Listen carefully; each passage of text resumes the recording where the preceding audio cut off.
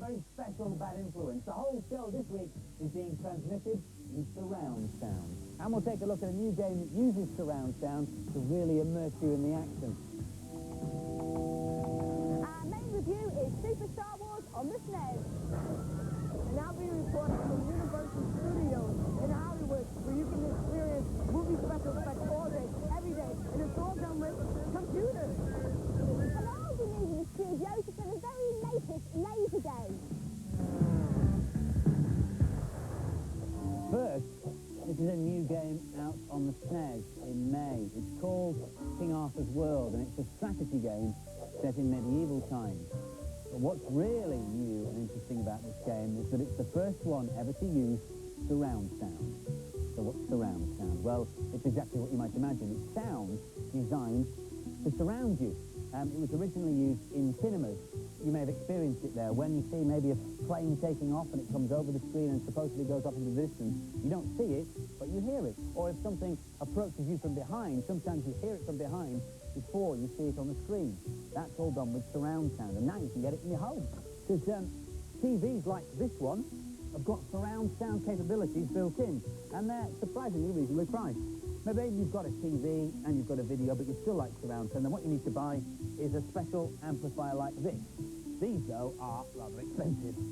Most domestic home surround sound systems have 4 or 5 speakers. One on left and right of the television. Sometimes there's one down here too, a centre speaker for centre sounds and speech. And then, very obviously, you need 2 behind you, left and right, for the sounds that come from behind. Nearly all films these days are made in surround sound, and you can get the experience even when they're transmitted on telly or video, because the surround sound information is already encoded on the video that you or I would rent from the video shop. All you need is the equipment to access it.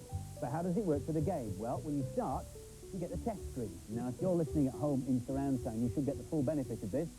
Starts in front, goes round to my right, behind me on my left, front right, and all the way around again. During gameplay, the sounds obviously come from all over the place, but on the test screen, for some strange reason, people die behind you, and sword clashes happen in front of you, and thunder happens all over the place. But what's the game like? Well, the programmers say it's really difficult. It should take expert game players a year to finish this, so I'll probably be finishing it around about my 65th birthday. It's kind of a medieval version of Lemmings. You're in charge of King Arthur and his court of loyal followers, setting out on a crusade to rid the world of tyrants.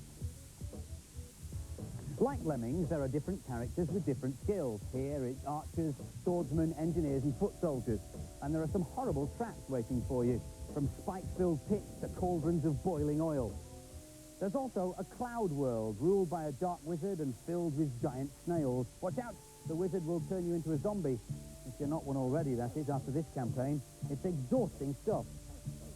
There are 23 very challenging levels, but there's no time limit. The game continues to run as long as King Arthur is alive, so you're well advised to keep him to the side and out of the fray. Good luck, and God save the king. Our main review this week would sound fantastic in surround sound. I'm afraid we've only got the game in boring old stereo. It's the Super Star Wars on the SNES.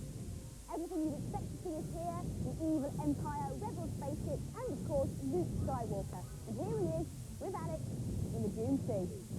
This is an amazing game. It's a 3D shoot-'em-up and platform game in one. It's got everything you need. This is the land speeder level. It's one of my favourite levels. What you've got to do is kill the Jawas that come out from that sandcrawler in the distance. On the land speeder, you can turn around 360 degrees on the screen. It's excellent. You use the jet fuel to blast around the level. Those green monsters are really annoying. All the levels on this game are really challenging, but I think this one's my favourite. I think I'd buy this game. It's a bit expensive, but it's worth it. There's loads of levels and loads of characters too. This is smooth with beautiful graphics. I think it's perfect. It's the best shoot-'em-up I've ever seen. I'd pay £60 for this. I don't say that about many games. Graphics are stunning and the sound's really good.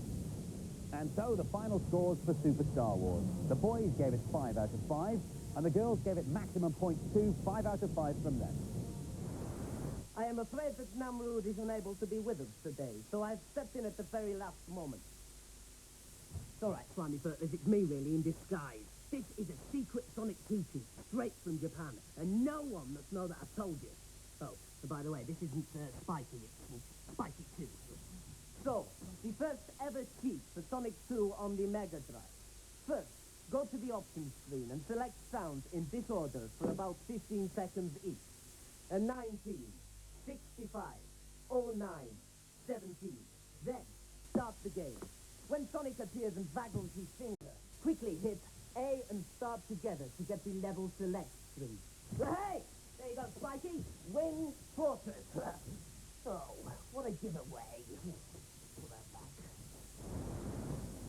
Who was that masked man? We just heard, by the way, that the release date for Super Star Wars has been postponed until May, but it's obviously one worth looking out for. Last week, you may remember, we reviewed Streets of Rage 2 and told you the price was $39.99, something we were told by Sega was correct. We've had lots of calls from people saying they paid $44.99 for the game. We checked this with Sega and they said, in fact, that is the correct price. Sega say they're sorry, but they're not as sorry as all the people who paid £5 more than they had expected, eh? This is L-Fish. It's the latest idea from the people who came up with Tetris. Let's design your own fish tank. I'll show you. Here's a fish tank I've already started to design. I put the floor in the back and a few plants in, but now I want to put a few objects in it, jazz it up a bit, go to the object library, and here are all the different types of things you can put in. And I think I'll use a skull. So I want quite a jazzy, weird fish tank. There you go. Now I can place it wherever I want. Now I'm going to put an animated object in. I think I'll put this crab in. When you put it there, the crab crawls out of the shell and back in again. So I'll place that there. Of course, what this fish tank is lacking is fish. So we go to the fish screen. All these fish have been designed by the computer, but you can actually breed your own. And that takes quite a long time. It takes even longer because you can actually evolve them, and that can take hours. So we're not going to do this. I'm just going to take the ones already there. I've asked for one of each, and now we can view it. And then you get all your fish swimming around in your own design tank. And what's really good is that you can feed them, and you can turn the light off and on again, and then you can feed them, and you can feed them to people who can't stand too much excitement, really. Our American report this week comes from Z Wright. He told us he was going to visit the movie studio, but in fact he seems to have got caught up in an earthquake.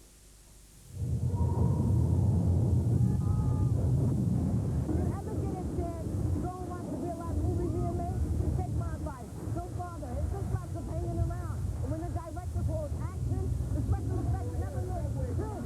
Nowadays, it's all done with camera angles and editing. Now, if you ever get a chance to come here... This is Universal Studio Score here in Hollywood. It's a spectacular look behind the scenes of the world's largest film and television studio. Grand Ride Tour of the Backlot takes you past famous movie sets, and you experience everything from flash floods to collapsing bridges. And of course, all done with computers. Even King Kong himself is a 10-meter tall robot.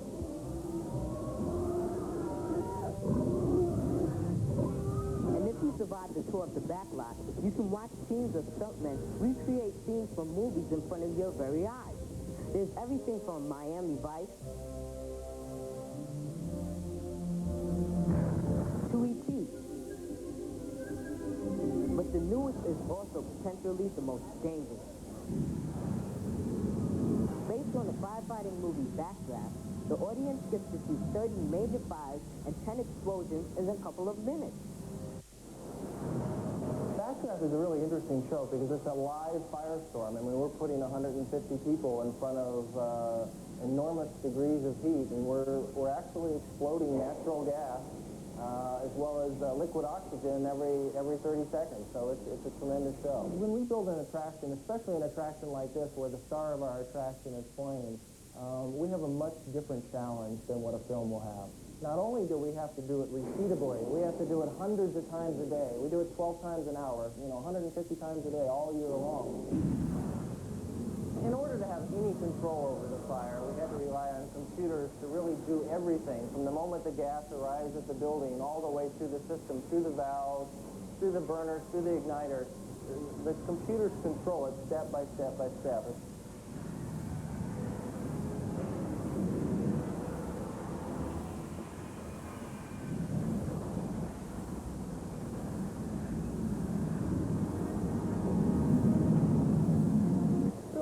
computer can do anything, the first thing the computer has to look for is that the fact there is no flame. The very next command it's going to get is to start a flame. It wants to see that that spark plug is lit and has to verify it back to the computer. After that, the computer can then allow, in the right timing, to open the valve, and a pre-released or pre-measured portion of natural gas is then ignited and set out through a burner.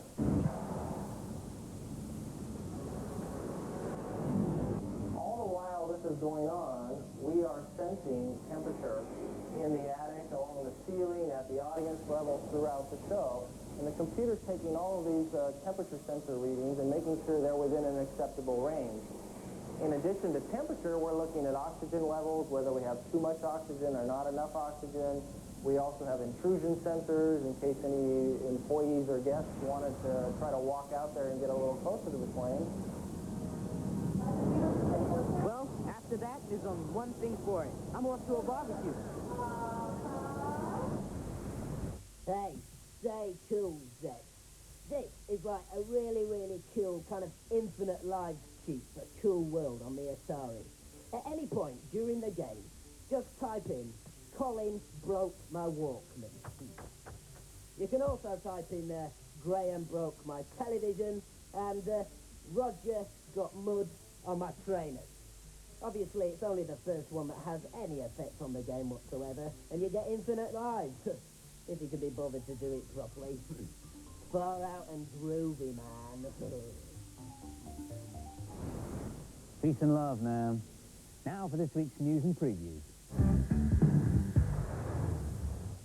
One of the most playable and addictive games we've come across recently for the SNES is this puzzle game called Equinox, sequel to the NES game Solstice. You play a cute little hero who has to rid his world from evil. You have to navigate your way through the maze of deadly dungeons which underlie the 7 kingdoms of creation. The second issue of Bad Influence magazine has just hit the newsstands, packed full of news, views, reviews, and behind-the-scenes stories. All that and more for just $1.95. A quirky new game due out on the Game Boy features a chicken called Alfred, who has to save all the world's eggs from Wild World, where they're being hoarded by a baddie. Due out on the Game Boy in May, the Amiga in July, and the SNES in October.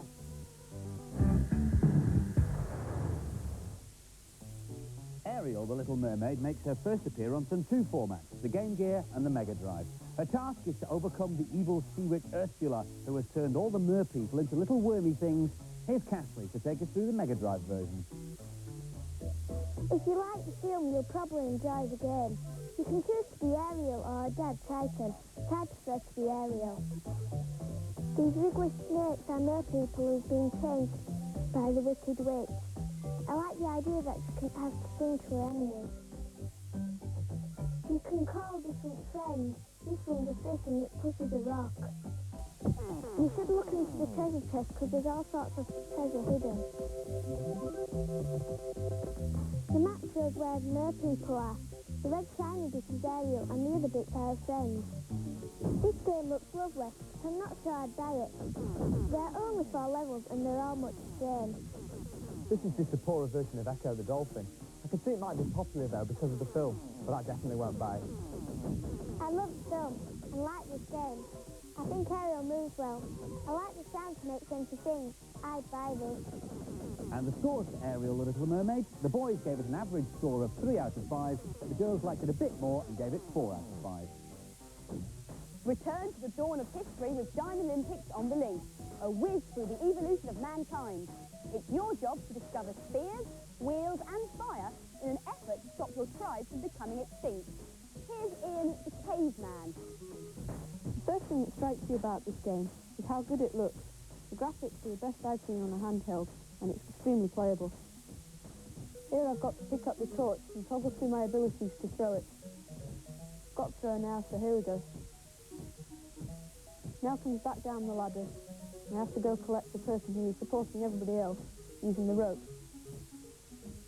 Right, he's over the rope now. If you get into problems, you can summon the Magic Man, who will trade one member of your tribe for a spear or any other piece of equipment you might need to complete the level. This is addictively playable. I'd buy it, and I'd certainly recommend it to anybody who likes this sort of game. I might buy this. It's a puzzling game with great graphics, but the men go too slowly, and we keep running out of time. I like this game, even though it's not in the same league as Lemmings. But if you're a fan of puzzle games, this is well worth getting. And the scores for Dime Olympics, the boys gave it 4 out of 5, and the girls liked it just as much. They gave it 4 out of 5.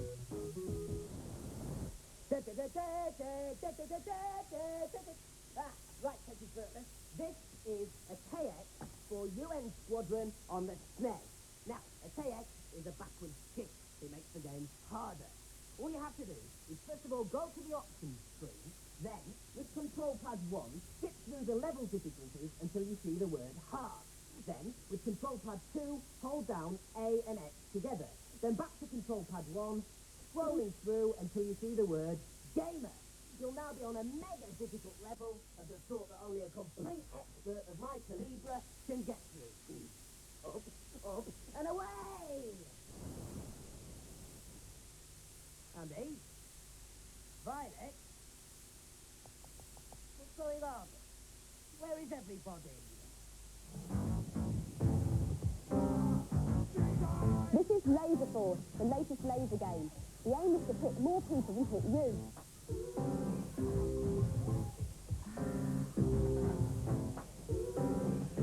It's so dark in here that we've had to use special cameras, which is why the pictures look a bit grainy.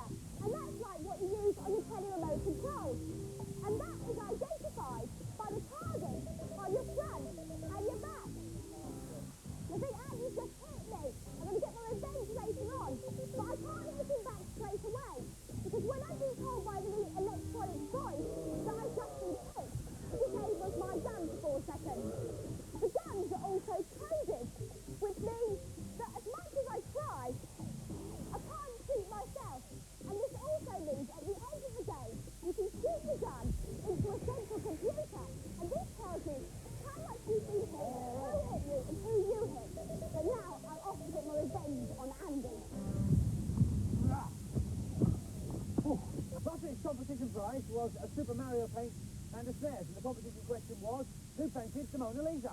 It wasn't Sam Newt, it was some Italian bloke called Leonardo da Vinci. Absolutely right, and we had over 8,000 entries. Thank you if you wrote in, but our random winner selection system has come up with James Lamb, age 9, from Whitecross in Hereford. Well done, James. Gotcha! This week's competition prize is a Minister and a Mega Drive, which Violet has got. No, I haven't. You had it last. Anyway, the question is, what does the word laser stand for? Send answer with a sealed down envelope or a postcard to use address by next Monday. Oh, you had it. I'm sure you had it. Is this what you were looking Join us next week for the last of the present series when we review some of the stuff that's going to be available over the summer. See you then. Bye-bye. See ya. Eat laser, Johnny Hacker.